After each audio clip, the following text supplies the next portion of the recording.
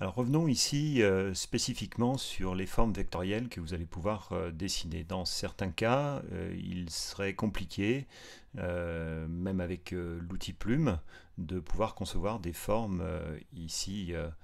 relativement complexes, comme par exemple des étoiles carrées, des flèches, des outils anneaux, etc., etc. Donc l'intérêt, c'est que justement, Affinity Publisher va nous proposer des formes basiques, comme par exemple les rectangles et ellipses, et à partir du moment où vous allez les concevoir, eh bien, vous allez de suite obtenir les formes que vous souhaitez, avec le cas échéant, et c'est un petit peu la particularité justement de ces formes euh, que vous propose justement ce logiciel, d'avoir sur certaines formes justement des points orange comme celui qui apparaît ici, qui vont vous permettre en fait, si je grossis cette partie-là, voilà, d'ajuster, on va dire localement, cette forme sans être obligé d'utiliser par exemple l'outil nœud qui est une forme sélective de points. Si je prends donc cet élément, il m'invite en fait soit à glisser vers le bas, soit à glisser vers le haut. Et vous voyez qu'en faisant cette manip, eh bien, soit je vais à l'extrême faire des angles droits, soit je vais créer des arrondis qui viendront en fait se propager ici sur l'ensemble de cette forme. Ça veut dire que par exemple, dans ce cas-là, on peut venir chercher ici cette poignée du haut et venir ici réduire cette zone de façon à pouvoir, par exemple, à partir de cette forme rectangulaire, obtenir quelque chose de particulier au travers justement de cette forme ici. On pourrait par exemple imaginer des capsules de médicaments, des gélules au travers justement de cette petite forme ou faire voilà, des encarts, des blocs dans lesquels vous pourriez glisser du texte ou des images qui se rendraient captives à l'intérieur de cette forme particulière. Si je prends d'autres exemples, nous allons par exemple avoir l'outil triangle.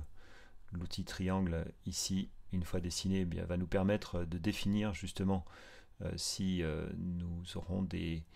triangles avec des angles droits ou pouvoir définir en fait ici. Alors ça ne bouge que sur cet axe, voilà, vous avez simplement cette possibilité qui vous est offerte. Ensuite, passons en revue d'autres formes, comme par exemple ici l'outil polygone, nous en avons déjà parlé dans la séquence précédente. Ça permet en fait de venir définir une forme avec plusieurs côtés. Et donc, si je replace un peu cet objet là où je le souhaite, voilà, si j'utilise l'outil nœud, je vais avoir ici ce petit bouton qui va me permettre voilà, de venir créer en fait ici des formes particulières. Donc si je reviens par exemple sur l'aspect ici plutôt circulaire de cette forme, nous avions au départ fait un polygone à 5 côtés,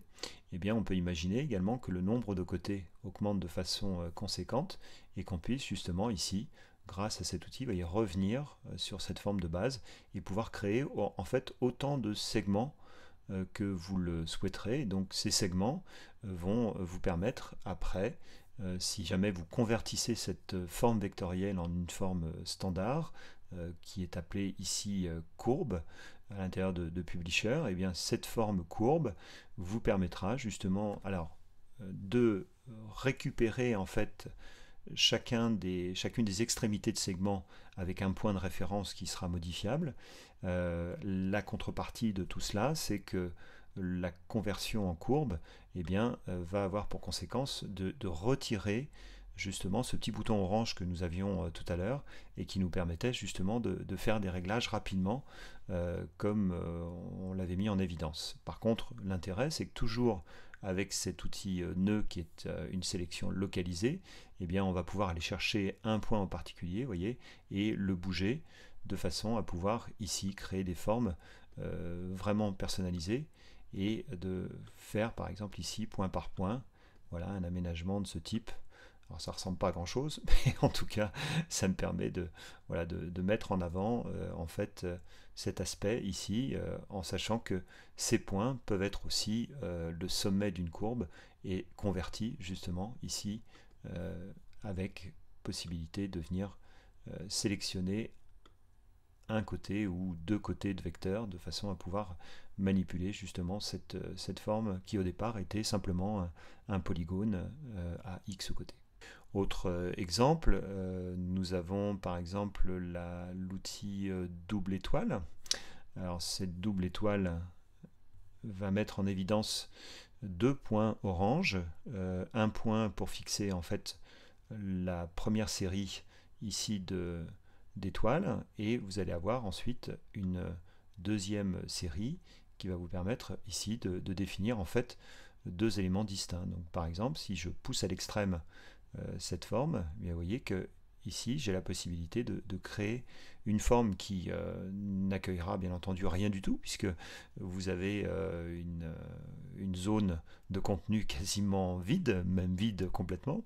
mais en tout cas voilà, vous avez obtenu cette forme avec le point qui est quand même à nouveau assez complexe à obtenir. Donc si jamais je pousse dans l'autre sens, vous voyez que ça me permet aussi d'avoir des traits de longueurs différentes d'un trait sur l'autre, ou à l'inverse de pouvoir également réduire la première série de traits, voilà, et ensuite ramener les éléments vers le centre de façon à obtenir, vous voyez ici, des formes particulières comme celles que nous obtenons ici. Voilà, donc vous voyez, au départ, nous n'avions en fait qu'une série d'étoiles à double pointe. Ici, vous voyez qu'on obtient une forme particulière qui, à nouveau, va vous permettre ici d'être converti, soit en courbe. Alors, je vais remonter un petit peu pour que ce menu soit plus visible, voilà, soit converti en courbe, donc avec une modification point par point, ou converti en cadre d'image de façon à pouvoir y mettre une image à l'intérieur, ou converti également ici en zone de texte. Alors converti en zone de texte, ça ne va pas donner grand chose puisqu'on n'a pas forcément énormément de place pour pouvoir y saisir des mots de longueur assez conséquente.